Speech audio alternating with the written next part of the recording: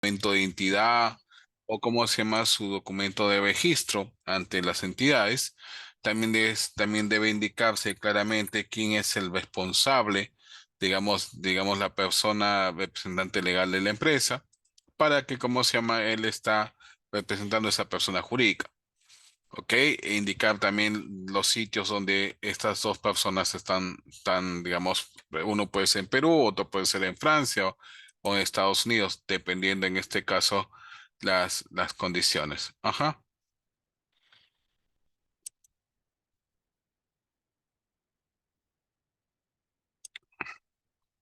Ok, en cuanto a los cuáles son las presentación o la concentración de las cosas que van a establecer, es decir, qué es lo que va a estar en este contrato. Van a ser tipo de mercancías, en este caso puede ser banano, puede ser uva, establecer las cantidades de lo que están ofreciendo, a qué precio lo vas a establecer, qué tipo de, ¿cómo se llama?, de presentación va a tener. Eso es muy importante. También hay que establecer también en ese tipo de contratos, que es lo lógico, decir en qué lugar vas a dejar la mercancía, es decir, especificar en qué hotel lo vas a hacer, qué documento van a establecer la transferencia de propiedad o va a establecer el valor. Esas cositas son muy importantes que también lo establezcan. También hay partes que establecen las penalidades en caso de incumplimiento o en caso de alguna discrepancia, buscar la solución de los problemas también de estar establecido. Y algo muy importante que a veces nos olvidamos por el aspecto de la emoción de hacer una exportación es indicar claramente en qué legislación vas a establecer este contrato. Si es en la legislación peruana, en la legislación francesa, inglesa, o vas a tratar de establecer el tipo de convenio, el convenio de Viena de 1980. Eso también debe estar bien claro en los contratos. De la forma que de un visto bueno, también debe estar indicando la parte contractual en que ambos aceptan, ambas partes establecen que lo que han puesto en el documento lo están aceptando mediante una firma o a un visto bueno pertinente. Eso es necesario que nosotros lo tengamos muy en cuenta. Entre los contratos internacionales puede existir diferencias en los idiomas, en culturas y en los sistemas legales con lo que se establecen. Por eso hay que buscar la homogeneización o la estandarización o digamos la manera de que ambas partes pueden entender lo que se está consignando en ambos eh, en el documento. Esto va a ser como decir por el uso de costumbres van a llegar, digamos, a un contrato que va a ser establecido hacia el futuro, es decir, lo que han puesto ahí a futuro se vaya a cabo, es decir, en este momento no, lo estoy firmando el contrato y a futuro me van a entregar el producto, a futuro me van a pagar por el precio, también eso hay que tener bien claro. Al hacer estos negocios, la empresa con sede en algunos de los países debe esencialmente llegar a un acuerdo escrito. Hay que establecer que estos aspectos son muy importantes en la negociación. Tenerlo bien claro. En la negociación también debe haber quedado, digamos, que el aspecto consensual en que ambos han entendido, digamos, sus responsabilidades o puntos de vista de cada uno. Por ejemplo, el vendedor, ¿cuál es su obligación? El vendedor es de entregar la mercancía al cliente en un tiempo determinado, es decir, yo debo establecer en el contrato que se lo voy a entregar en tal fecha y en un lugar voy a decir que se lo voy a entregar específicamente, ¿ok? Y a un precio establecido y en unas condiciones, digamos, de mercancía pertinente. ¿Y qué es la obligación del comprador?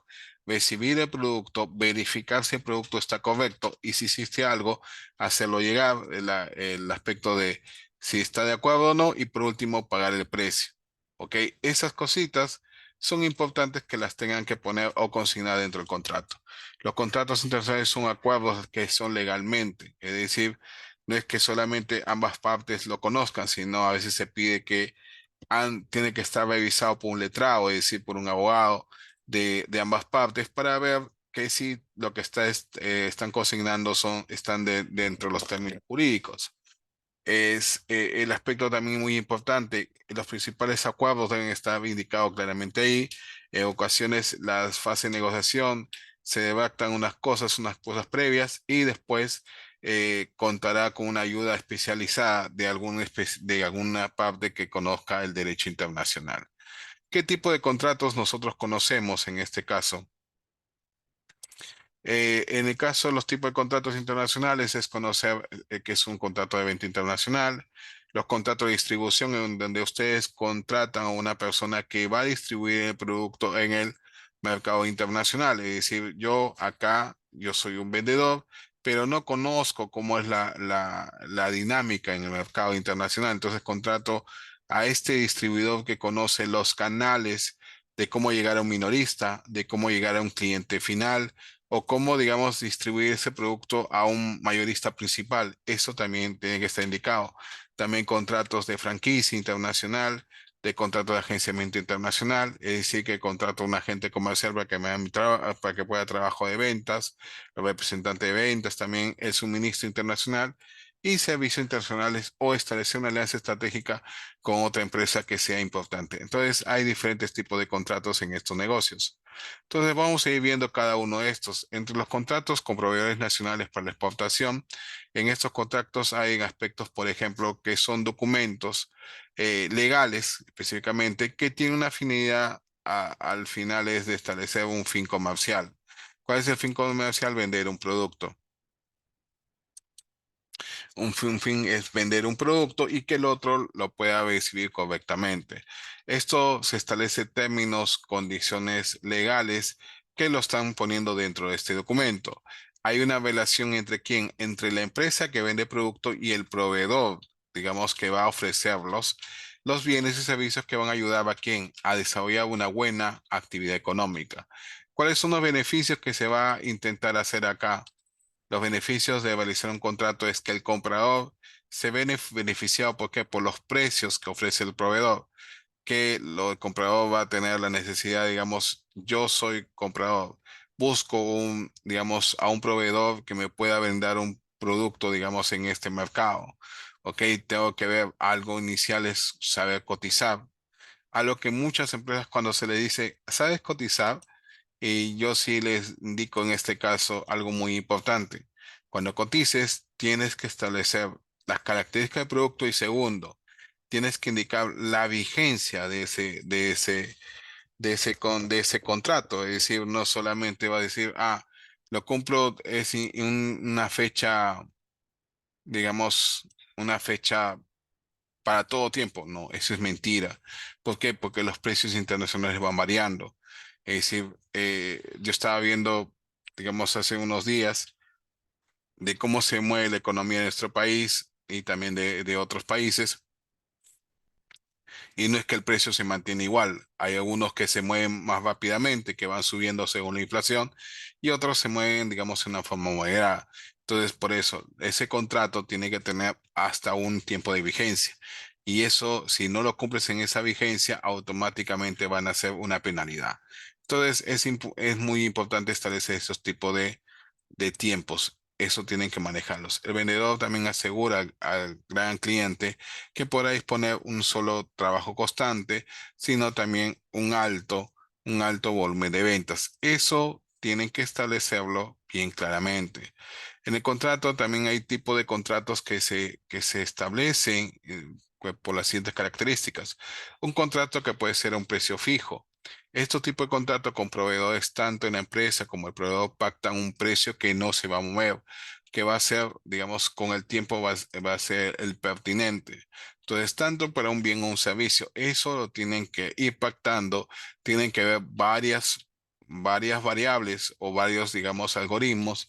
Entre las variables es la inflación, cómo el dólar va subiendo, el aspecto también, digamos, si ese producto no va a tener demanda o, digamos, o cómo, digamos, se va a tener ese comportamiento según las estadísticas que se vayan moviendo.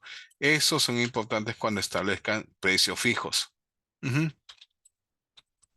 Es independiente también para cubrir de manera externa o de precios pactados inicialmente que se tienen que cumplir. Alguien pregunta, ¿se puede establecer un precio fijo para lo que son servicios? También los servicios varían igual, varían sobre ese tipo en este caso. Si yo soy una empresa que viene un servicio, digamos, soy el único del mercado en esa zona, yo soy el que fijo el precio. y si es por el poder de negociación. Si yo soy el único, digamos, por ejemplo, si yo vendo lentes en una zona donde no hay una competencia, que va a fijar el precio soy yo. Pero sin embargo, si aparece digamos, al costado mío, otro vendedor del mismo servicio, simplemente voy a tener que competir y el precio puede subir o bajar según, digamos, la diferenciación de lo que yo estoy brindando. Esas son condiciones de mercado. Ujú. Contratos por costes responsables. Y de acuerdo a los costos responsables, son los tipos de contratos que los proveedores en los que el cliente acepta pagar un proveedor por los costos implicados durante el proyecto.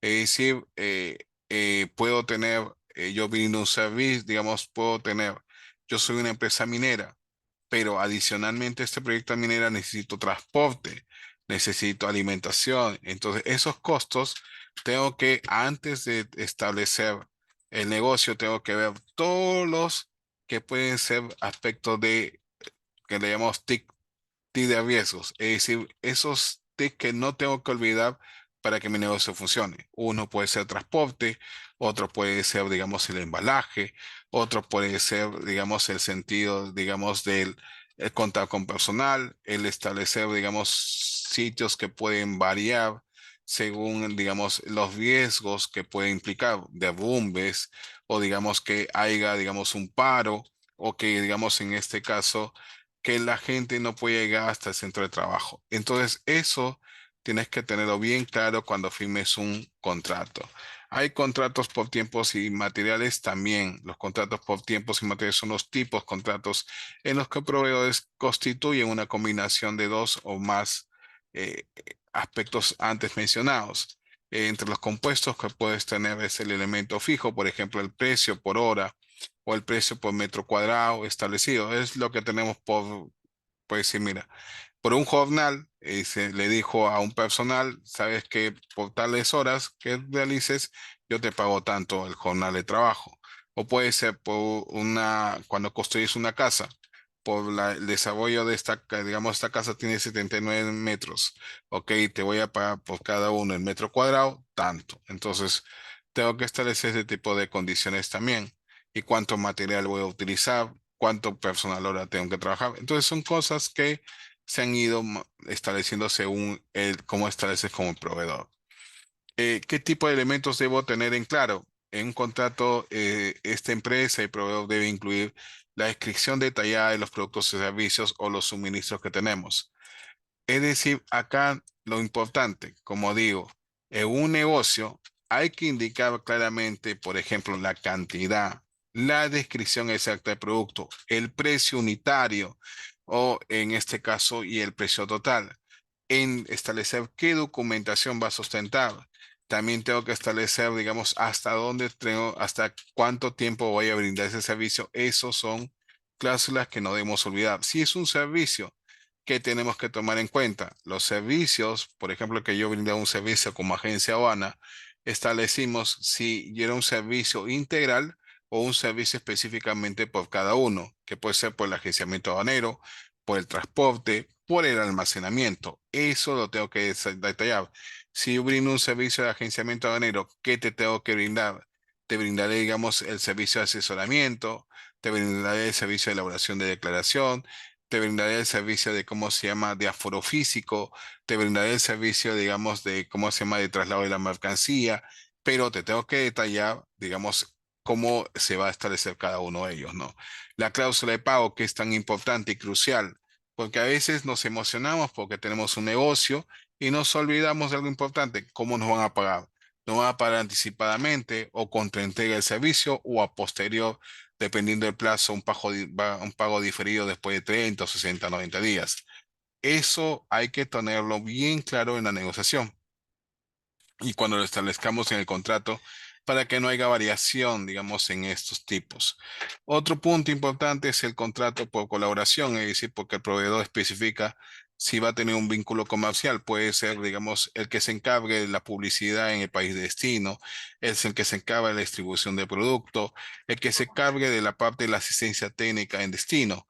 Es decir, todo eso, ese tipo de colaboración para que el negocio funcione lo puede brindar en este caso el cliente final ¿Para qué? Para que este negocio siga funcionando, para que, digamos, la gente tenga el interés, digamos, de seguir desarrollando este tipo de actividad. Si nadie en destino le hace publicidad, si nadie lo distribuye, si nadie tiene esa conciencia, simplemente el proyecto se va perdiendo sin tener un aspecto de impulso.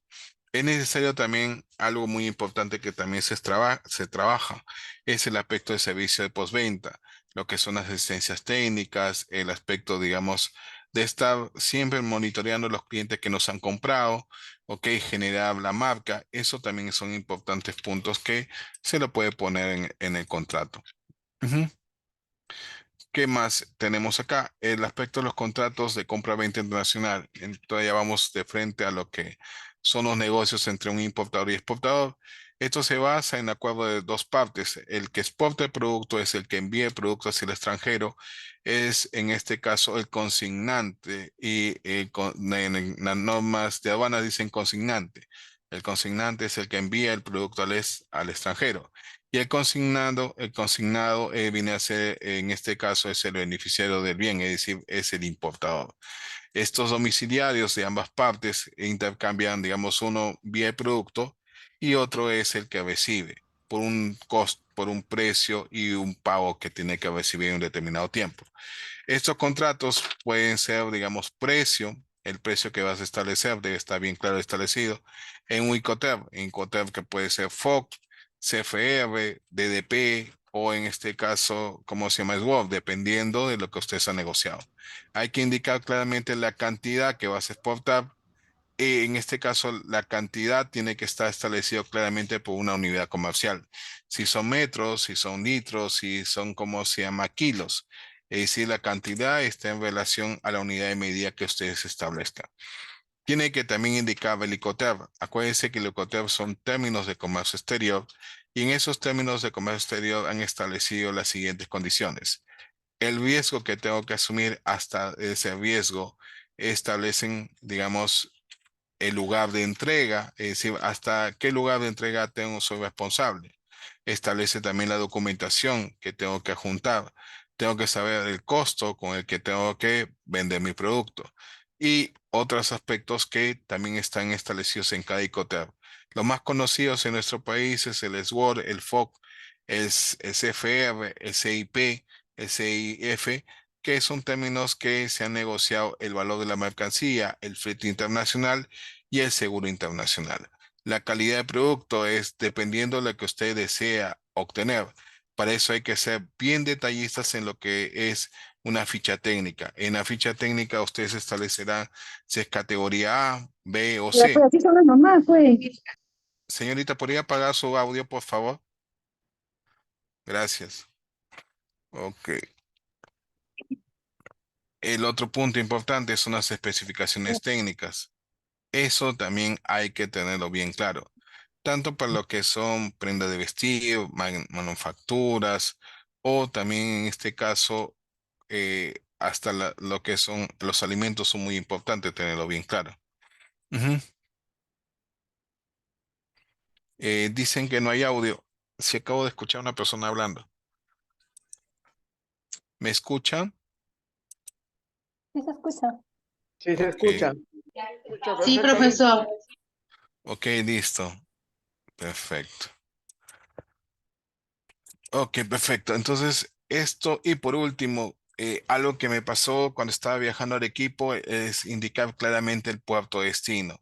Un señor estableció, yo me acuerdo en Arequipa, un contrato en el cual puso, ¿cómo se llama? Entrega en el Perú. Es decir, no estableció bien, digamos, si lo iba a entregar en Arequipa, si lo iba a entregar en el Callao, si lo iba a entregar en este caso. No definió bien y esto le ocasionó de que tenía que pagar un flete interno y no está bien claro ese aspecto. Entonces es necesario, ¿cómo se llama? Si tanto el puerto de destino, es decir, si va a ser, yo digo, hago un FOC Callao, es decir, que lo voy a dejar la mercancía donde el Callao. Si yo digo, lo voy a dejar CFR Hamburgo, es decir, que la mercancía lo voy a dejar en Hamburgo. Eso, por favor, no se olviden porque el no definir claramente en donde lo dejo simplemente ocasiona un gran problema. Otro punto importante y que me faltó indicarlo en el caso de Icotep, es decir, indicar la versión del Icotep. Los Icoteps han ido variando, ahora los Icoteps han ido variando cada 10 años en este caso. Ahora tenemos los Icoteps 2020 y es importante que lo tengamos bien claro. Los Icoteps tienen tres aspectos muy importantes que establece en estos tiempos. Uno es establecer las siglas del ICOTEP, que por ejemplo, las siglas del ICOTEP. Segundo, es decir, establecer el lugar de entrega. Y por último, establecer la versión del ICOTEP. Esos tres aspectos que se los estoy mencionando en el chat, no se olviden mencionarlos. Por ejemplo, voy a poner un ejemplo. El ejemplo en este caso es, si digo FOC, que es dejar la mercancía digamos, en la borda del buque, pongo Callao, es decir, en el puerto del Callao, y por último, la versión 2020. Eso es un ejemplo de lo que viene a ser cómo consignarlo dentro de cómo se mueve el contrato, estos ICOTEP. Entonces, establecer las siglas que son las tres siglas del ICOTEP, establecer el lugar de entrega y por último la versión. Si alguno no lo consigna, puede haber inconvenientes o establecer la ambigüedad de producto. La ambigüedad, disculpe, del contrato. Eso, por favor, no se olviden, es básico porque a veces tenemos inconvenientes o algún malentendimiento en un negocio. Ujú. Ahora, los contratos tienen algunos elementos. ¿Cuáles son los elementos que tenemos que establecer? Además de los que ya anteriormente he indicado, el momento y la forma de pago. El momento se lo voy a entregar antes de que embarque o cuando estoy embarcando o cuando ya la mercancía llegó a destino. ¿Ok? La forma de pago va a ser al contado o va a ser al crédito. Eso, por favor, no se olviden ustedes que van a ser exportadores en el mundo, tenerlo bien en cuenta, ¿ok? Después he visto contratos en que no han tomado, no han manifestado esa voluntad y después, y no lo consigné. Bueno, y ahora, como el producto ya llegó a destino y ahora no sabes cómo te van a pagar. Entonces, eso es lo primero. Si yo soy exportador, me tengo que fijar. Las entregas de las mercancías, es decir, lo voy a entregar, digamos, cuando el producto es recibido o cuando el producto, digamos, posteriormente o en el mismo, digamos, los mandó antes. La entrega de documentos también es importante. Eso también hay que tenerlo claro. Las certificaciones, me imagino que algunas empresas están certificadas por comercio justo, o puede ser por un aspecto de género, o algunas por responsabilidad social. Es decir, también hay que mencionarlo. Un aspecto muy importante que a veces escucho de los abogados es que dicen, tiene certificaciones obligatorias y certificaciones voluntarias. Y cuando me dijeron eso, ¿y a qué te refieres con certificaciones obligatorias? Son las que te establece el Estado. ¿Cuáles son las que establece el Estado? Puede ser SENASA, puede ser como se llama DIGESA, puede ser SUCAMI. Esas son las certificaciones que te pide el Estado para que ese producto, digamos, pueda cumplir los requisitos de ley por nuestro país. Y hay otras certificaciones que son voluntarias. Las certificaciones voluntarias, como les había mencionado, son las que establece no el Estado, sino establece el cliente. ¿Cuáles puede ser que el cliente te pida una certificación HACCP, es decir, una certificación en donde tu producto tiene inocuidad, una certificación, digamos, de comercio justo, o una certificación, digamos, de responsabilidad social? Eso también hay que saberlo indicar. Otro punto importante son las patentes y marcas. Tú estás enviando tu producto con marca, antes de ingresar el producto, seguro cualquier aduana del país va a decir, esta marca te la han delegado, tú la puedes utilizar en la distribución del producto o la comercialización, porque puede ser de que el cliente no haya solicitado eso y después les pidan alguna regalía que tienen que cumplir por el derecho de marca. Entonces, sería muy importante en este caso que lo tengan bien indicado. ¿Ok? El otro también importante es la vigencia del contrato. Es importante decir, los contratos, como digo, no es que a mí se me ocurre que va a ser toda la vida, no tienen una fecha, una cantidad de tiempo para tener su vigencia. Entonces hay que tenerlo bien claro. La legislación, lo que yo les mencionaba, si es una legislación peruana, si es una legislación francesa, o viene a ser el convenio de Viena que se aplique. Sometimiento a un arbitraje, cuando una especie existe una discrepancia entre ambas partes por alguna falta de incumplimiento, lo que va a pasar acá en este caso, ese arbitraje van a poner a un árbitro en que va a decir en la opinión de ambos qué es lo que falló y cómo se puede remediar, da una sugerencia de cómo se puede arreglar ese problema.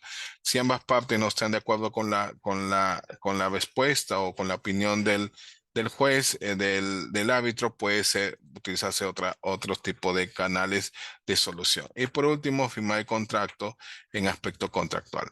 ¿Ok? En las normas que establecen o que rigen la parte del contrato de compra internacional son los convenios, en este caso, el convenio de Viena, que fue firmado en 11 de abril de 1980. La finalidad es prever un régimen moderno, uniforme y equitativo de los contratos de compra-venta internacional, por lo que es un aspecto de brindar un aspecto de seguridad jurídica, en que se puedan intercambiar los productos de una manera uniforme y reducir los gastos, digamos, operacionales que a veces son las cosas que nos hacen unos inconvenientes para poder desarrollarnos. Entonces, en este contrato, como ya nos he explicado en el convenio de Viena, exclusivamente regula que se formalice o se desarrolle el contrato de compra internacional, que se puedan desarrollar o llevar a cabo los derechos y obligaciones de ambas partes, del comprador y el vendedor de producto. El convenio de Viena no regula la validez del contrato, hay que tener muy en claro eso. Tampoco no establece, no indica algunas estipulaciones que ustedes hayan quedado fuera de este. Y también algo importante, tampoco establece la propiedad de la mercancía. El documento con el que establece la propiedad de la mercancía, por si acaso, es el documento de transporte, es decir, el documento de transporte puede ser el BL o el conocimiento de embarque. Téngalo muy en cuenta. Ese establece la propiedad de la mercancía. Ok, ¿qué más podemos decir? Me dicen que no me escuchan. ¿Me escuchan o no? Sí se escucha, mi estimado profesor. Ok, perfecto. Gracias. Listo. Siempre hay que confirmar.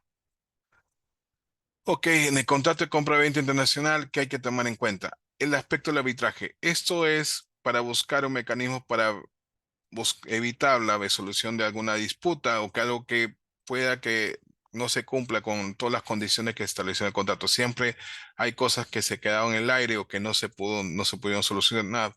Este aspecto de arbitraje es simplemente voluntario, no es obligatorio, pero siempre se consigna en los contratos. Es importante que lo tengan bien mapeado porque dentro del contrato también va a existir penalidades. Penalidades cuando alguna de las partes no cumplió en el tiempo sugerido.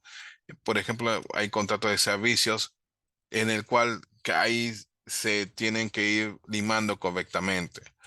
En el contrato, las obligaciones que les había adelantado un poquito, las obligaciones del vendedor, en este caso, o del vendedor exportador, son primero, le entrega la mercancía, es yo debo entregar la mercancía en el plazo requerido. Transferir la propiedad, es decir, que yo le entrego, que puede ser con la documentación, que esto ya no es mío, sino es de la otra persona. Es como cuando ustedes entregan un cheque. En el cheque ustedes firman y transfieren en la parte de atrás con el endoce que eso ya no es tuyo, sino es de la otra persona por un valor determinado. Ok, el transporte, si han acordado, tienen que mencionarlo en el contrato. Identificación de las mercancías, ¿qué significa? Es el rotulado o el etiquetado.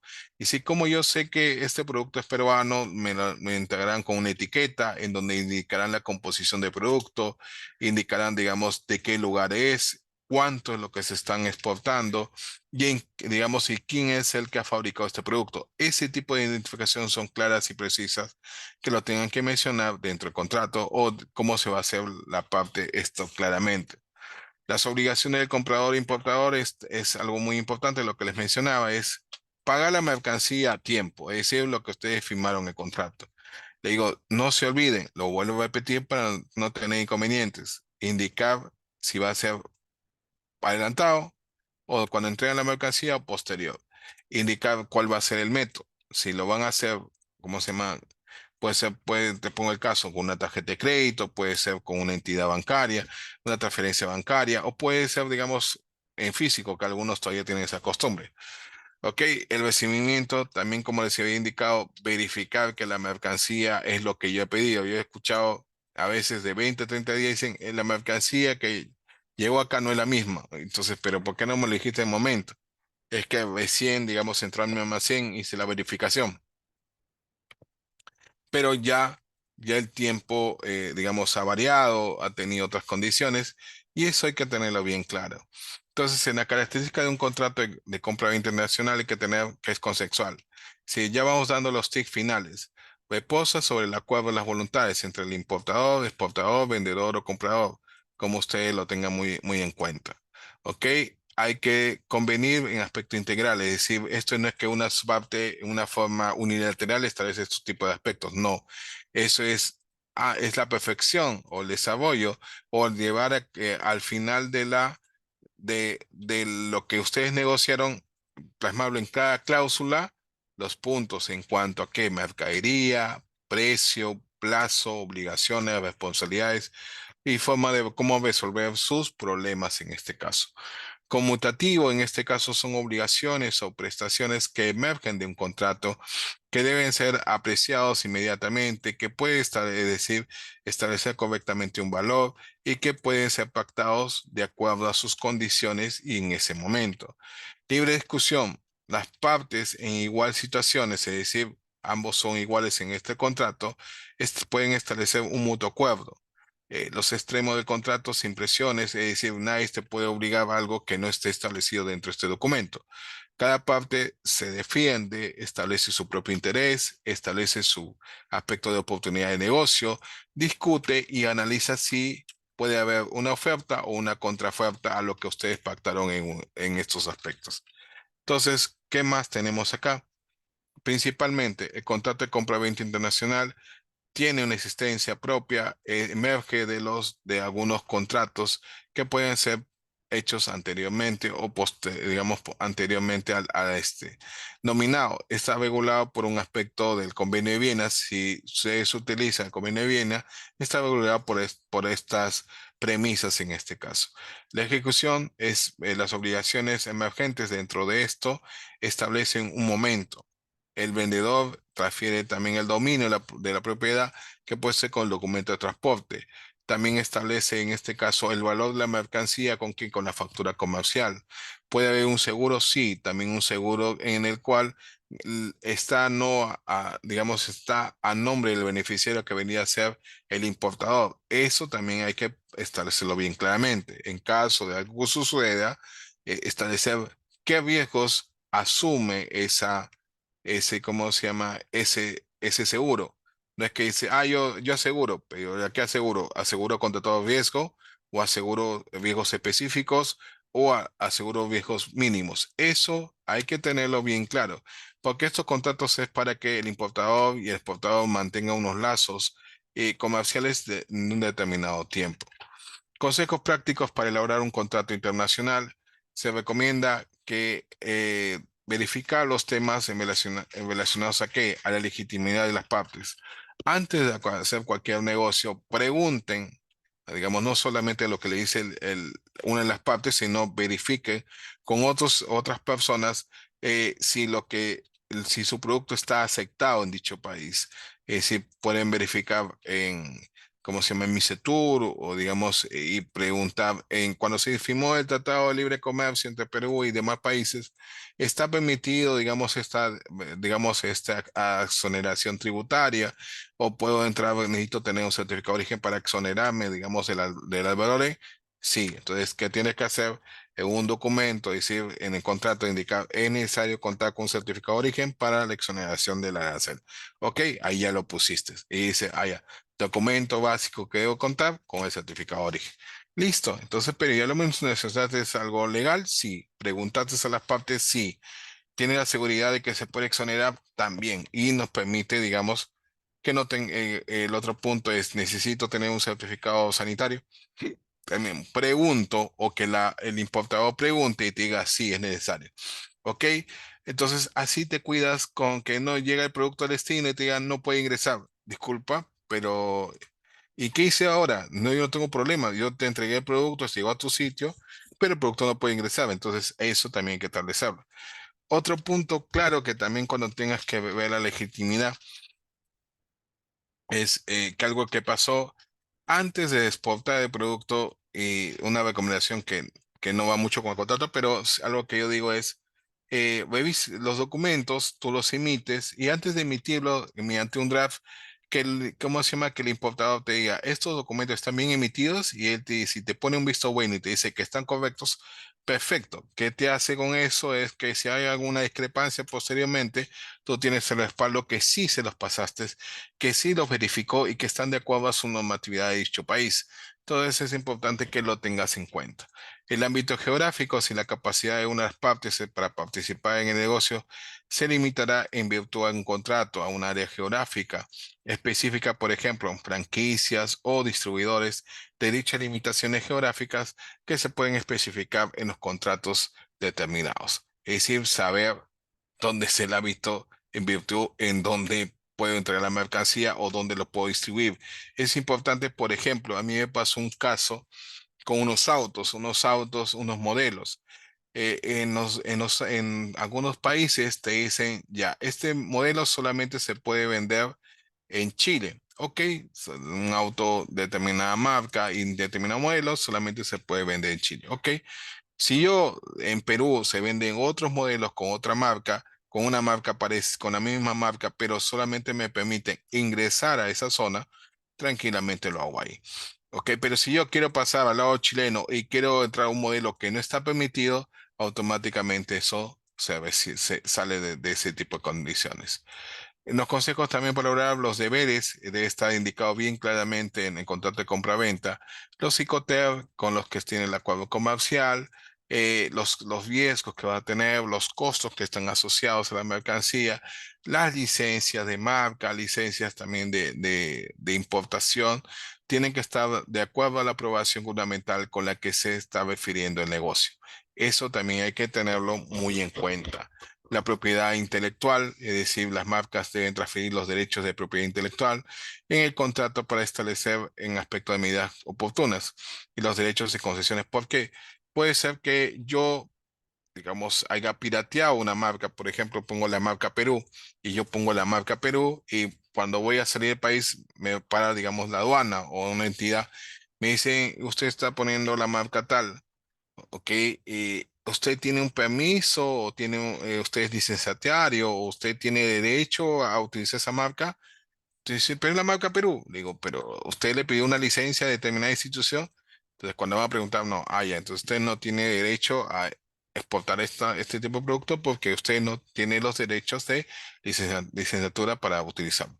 Entonces, ahí hay que saber un poco de propiedad intelectual. Puede ser que esté exportando, ¿cómo se llama? Mickey Mouse o digamos McDonald's o demás cosas. Le pongo en la etiqueta, pero yo no tengo ni un derecho digamos, a exportar ese producto con esa marca, porque alguien lo diseñó, alguien lo utilizó y tengo que pagar los derechos de la utilización. Los psicoteos que puedo hacer icoteos, digamos, el mínimo que viene a ser el SWOT, que el vendedor no asume ninguna responsabilidad, y puedo llegar hasta un DDP, que es en donde el vendedor asume todas las responsabilidades. ¿Ok? ¿Qué aspecto más hay que tomar en cuenta? La comunicación. La comunicación es esencial en todos los contratos, es decir, algo que importante es saber cuando se estén firmando un contrato, ambas partes deben estar presentes y entre ustedes mismos ver si algún punto quedó en, digamos, algo no estuvo entendible o no lo entendieron y ese momento plasmarlo correctamente. A veces pasa de que alguien lo entiende de una manera, otro diferente y, y a veces esto puede ser un cambalache y después cuando tenga un problema dicen, no, pero yo lo entendí de esta manera, el otro entendió otra cosa y al final tienes que ir a una solución mediante un árbitro. Los contratos también incluyen cláusulas de confidencialidad, puede ser que lo establezcan o divulgación de algún aspecto de una fórmula, de un producto. Entonces, eso hay que también indicarlo. La vigencia del contrato, la terminación cuando ya se rescinde el contrato porque hay factores que no se están cumpliendo, la legislación que se aplica. Errores en contratos internacionales que se pueden dar, descripciones vagas o deberes y obligaciones de las partes. Un contrato es importante describir la obligación, una mayor precisión, evitar dejar algún vacío, o algo que tenga una doble interpretación, eso también es importante que lo maneje. La información que sea muy incompleta, es importante llegar a un acuerdo con mayor cantidad de información establecido lo más posible, establecer bien claramente la responsabilidad y las condiciones que se van a pagar y, y tenerlo claramente cuando lo escriban, ¿no? El lenguaje no debe ser ambiguo o confuso. Esto también a veces ocasiona de que los lenguajes esos confusos no se hacen entender entre ambas partes, ¿no?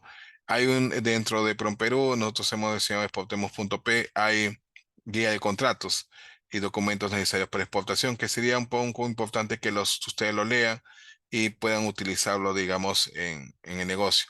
Ujú. También hay contrato de distribución que permite al fabricante de diversos productos venderlos de una forma denominada distribución.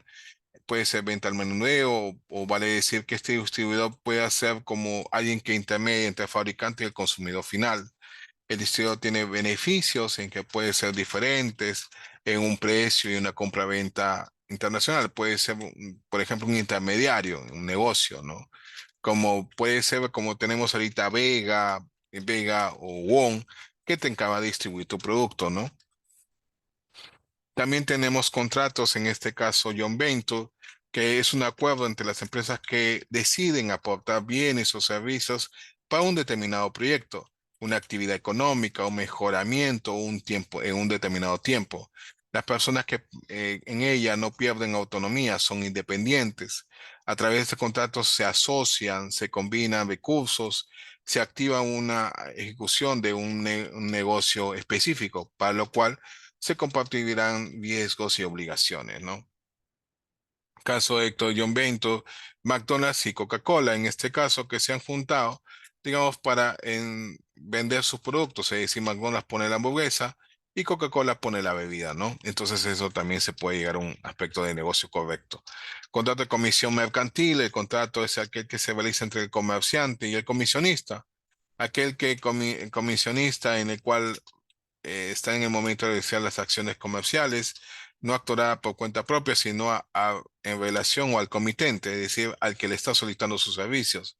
Su actividad no es sujeta a continuidad, por lo que no exige muchos requisitos en permanencia asociado al contrato. Todos los gastos asociados al ejercicio de la actividad que el comisionado convengan a cargo de quién, del que lo está contratando, ¿no? La comisión mercantil, la comisión es independiente, no solamente en instalaciones, en personal, en organización de trabajo, en plan comercial. Este señor solamente está haciendo contacto con, digamos, con una determinada persona y está presentando, digamos, a una empresa. Lo puede hacer, sí, y le está brindando, oye, mira, estos son los servicios que brinda y esos son sus aspectos importantes. También tenemos lo que es el agente intermediario, un broker, también que es una persona que ejecuta operaciones de compra-venta en mercados financieros que sus clientes lo demandan, así como intermediario que conecta a un comprador con un vendedor y a cambio le dan una comisión. Entonces, a eso también tenemos muy en cuenta en los negocios, ¿no? El broker asiste a los propietarios de las empresas a preparar su negocio para la venta, a enseñarle negocios que tienen su cartera. Ubica también negocios que puedan tener una venta, prepara y entrega todos los documentos necesarios para cerrar un trato o asistir en un cierre de venta. Miren todo lo que trabaja un broker y que es muy importante tenerlo en cuenta. ¿Cuáles son los aspectos que hay que tomar en un agente intermediario? Debe actuar de buena fe, velar por los intereses de sus representados también es importante.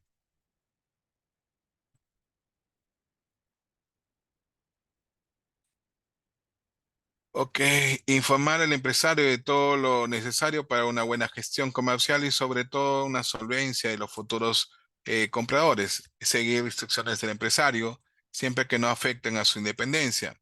Atender las quejas, las reclamaciones de sus compradores, en este caso a nombre del empresario. Llevar una buena contabilidad independiente por cada uno de los empresarios también es necesario que lo trabajen, ¿no?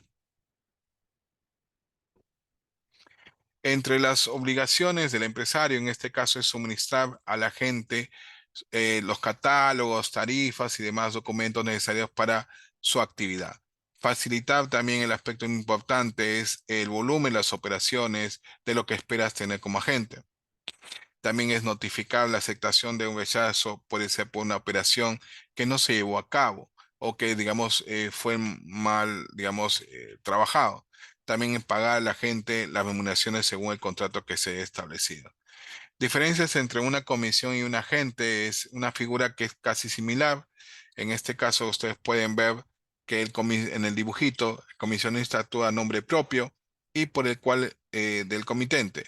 Tiene mayor responsabilidades, es autónomo y en su gestión. En el caso de un agente, actúa a nombre de la organización del principal y promueve negocios a nombre de su mandante. Es decir, los sigue sus pactos.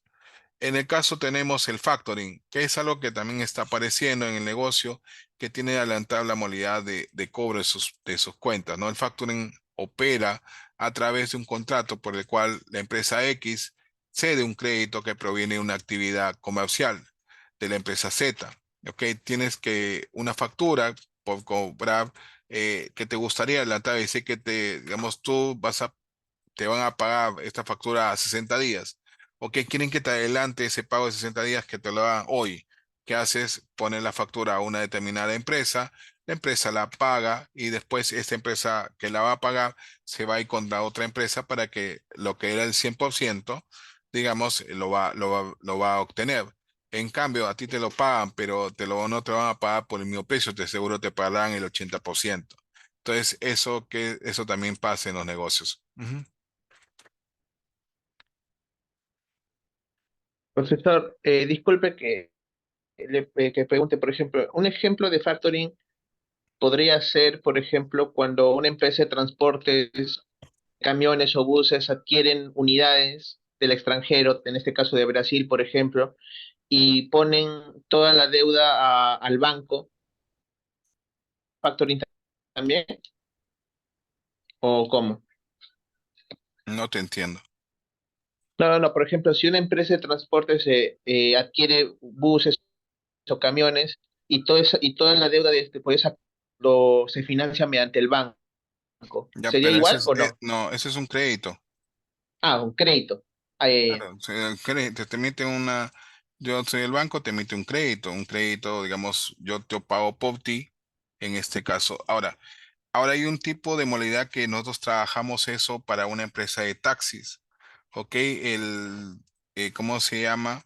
La empresa de taxis adquirió de una empresa, digamos, pongamos el caso de Volvo, ¿ok? Volvo me dio 50 taxis, ¿ok? Y ya los 50 taxis los tengo ahí, pero yo no los puedo pagar. ¿Qué hace? El contrato a la empresa, digamos, al Banco Interbank. El Banco Interbank dice, mira, yo te lo voy a dar en una concesión tipo leasing, ¿ok? Yo adquiero los vehículos y yo a ti te los alquilo, ¿me entiendes? Y si tú vas pagando poco a poco, tú dices, ahí puede ser un líder. Te los alquilo y tienes la posibilidad de después adquirirlos totalmente. Es decir, tienes la posibilidad de que tú los alquiles y vas pagando, con el alquiler vas pagando el precio final. Al final yo te voy diciendo, ya, con este leasing, tú mira, ya has pagado todo y queda un porcentaje que si tú quieres, ¿cómo se llama? Los adquieres tú directamente. Eso es lo que nosotros hicimos una vez con un servicio de leasing en que compramos, se adquirió vehículos como taxis y también maquinaria, en que el banco era el que asumía la deuda, pero también a ti te los alquilaba. Al final tú usabas esos vehículos un promedio de 5 o la maquinaria en un promedio de 5 de 3 años y después decía, ¿lo quieres comprar? ¿Me quieres comprar los vehículos o me quieres comprar las unidades? Tú dices no o sí. Si dices no, lo que va a hacer ¿cómo se llama? El banco se queda con los vehículos. ¿Me entiendes? Y si es sí, el vehículo queda contigo. ¿Me entendiste? sí, ahora sí lo entendí. Ese es Y el si leasing. la, y si Y la si fuera, concesionaria asume, en el caso disculpe. de factoring, ¿cuál es? Tú eres una empresa exportadora, pongamos el caso. Tú eres una empresa exportadora y tú vendes un producto y tienes una factura comercial. Digamos, tú eres, ¿cómo se llama? JIR y se lo estás vendiendo, digamos, a AG Hamburgo, ¿ya? AG Hamburgo. Tú le vendes ese producto a AG Hamburgo pero Ángel Hamburgo te va a pagar de acá 90 días. ¿El cuánto te va a pagar en este caso? 1.000 soles. Ok, en 1.000 soles de acá a 90 días va a seguir tu plata. Pero tú estás falto de, digamos, de liquidez, es decir, te falta plata para pagar proveedores, para pagar personal. ¿Tú qué haces en ese momento? Como no tienes liquidez y todo el mundo te va a vender para romperte el kiosco, pongamos la situación, ¿qué tienes que hacerle? Vas a otra empresa que sí hacen factoring y te dice, señor Tanto, yo te puedo, como vemos que la empresa, esta G Hamburgo está reconocida, tiene liquidez y también nos puede pagar, ¿cómo se llama? Yo asumo tu factura, yo te doy la liquidez de los 1.000, digamos, yo no te voy a pagar 1.000 soles, te lo voy a pagar 800 soles. Y si el 20% es como se llama mi ganancia, y yo te pago 800 soles, tú dirás, ¿por qué? Recibir ese beneficio, digamos, ¿por qué pagar 800 soles y no pagar los 1.000 soles en 90 días? Y si es el costo de oportunidad, esos 800 soles te va a permitir pagar personal, te va a pagar en este caso, pero pierdes 200. Es tu decisión. ¿Lo aceptas o no? ¿Qué dirías tú? ¿Estás ahí o ya te fuiste? Bueno, aceptaría de hecho con el costo de oportunidad. Bueno, dependiendo si esos 800 soles alcanza para poder pagar a todos mis proveedores, Claro, a los trabajadores de por sí. claro. Y tienes 200, digamos, si no, vas a tener que esperar 90 días y esos 90 días no tienes tiempo para pagarlos, ¿no? O se te quiebra tu empresa. ¿Me entendiste? ¿Entendiste? Sí, profesor, sí lo entendí. Ok, entonces ya tiene dos ejemplos, el factoring o el leasing, ¿no? Ok, yo sí he utilizado leasing cuando teníamos que, digamos, como te comentaba, era una empresa de taxis y el otro que trabajamos también era esta empresa de maquinaria, era una empresa de maquinaria textil y digamos necesitamos, tú sabes que en el caso de leasing, al alquilar, al tener la oportunidad de que te alquilen, tú puedes ir renovando los vehículos, es decir, el banco dice, ya, esto ya no los quieres, te doy la oportunidad de traer los nuevos equipos. Es decir, ahí, ¿por qué se hace esto? Porque la tecnología en estos tiempos se va desarrollando, digamos, el ciclo de producto, digamos, de las equipos es más rápido, es decir, ya una maquinaria, según las tendencias y de moda, hace de que tengas que hacer una evolución de equipos de tecnología más rápido por el aspecto de software, el aspecto de cómo se manejaba, en que las maquinarias, ahorita lo ves bonito y al día siguiente esto ya no me sirve. ¿Y cuánto nos ha pasado? Ejemplo, esos celulares.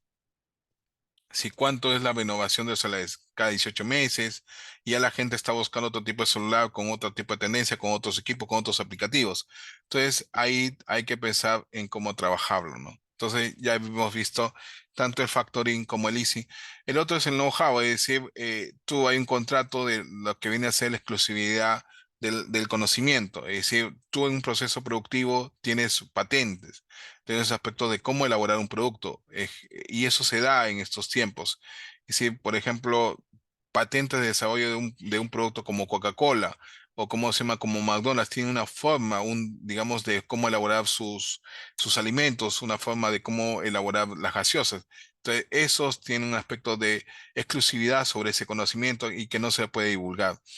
También otro aspecto que también se trabaja es la franquicia, ¿no? El facilitar el manejo de los servicios, del modelo de negocio, que muchas empresas ahorita trabajan ese tipo de franquicia, ¿no? Te dan toda la instalación completa y tú simplemente vas, digamos, desarrollando esa inversión en base como lo tengas claro, ¿no? Franquicias que se han establecido ahorita, el Starbucks, tenemos McDonald's, tenemos Burger King, que con el tiempo, digamos, han ido desarrollándose en el Perú, ¿no? ¿Existen contratos de licencia de marca? Sí, también están establecidos dentro de estas franquicias. Que en caso de Perú, hemos generado, por ejemplo, una licencia, digamos, de franquicias que he visto en este caso ha sido el caso de Bembos. Bembos tiene una marca reconocida y puede dar aspecto de licenciatado, ¿no? Ok, el leasing que ya lo expliqué, que es una alternativa en que a largo plazo las empresas quieren adquirir activos, optimizando su aspecto financiero y su aspecto tributario, en el cual la entidad financiera, digamos, como parte del banco de un bien, el inmueble o elegido va a tomar un arrendamiento, un pago de cuotas, es decir, voy pagando poco a poco las cuotas digamos, como un alquiler, y al final yo tengo el derecho, tendría el derecho de la primera opción de compra, si es que lo quiero, ¿no? Existe, puede ser dicen, por ejemplo, que se entrega bienes para el uso y goce. Por ejemplo, acá te estoy dando que puedas usar el bien y el otro solamente te entrego dinero, que viene a ser el crédito, ¿no?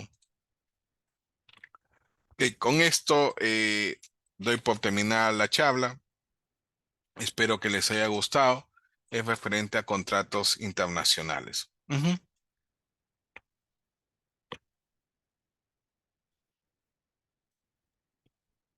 Muchas ¿Alguna? gracias, Juan Carlos, Ok. por la ponencia del día de hoy. Si en caso alguno tuviera alguna duda sobre el tema que se ha tocado el día de hoy, puede activar su micro o escribirlo en el chat. Ocho.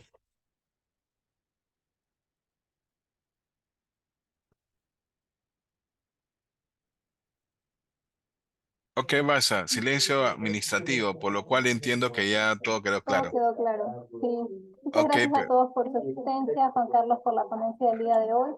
Y aprovecho por invitarlos a participar en la siguiente capacitación que dictará Juan Carlos. Y les haremos llegar esta invitación oportunamente a sus correos. Muchas gracias a todos por su asistencia y nos veremos en la próxima capacitación. Profesor, hola.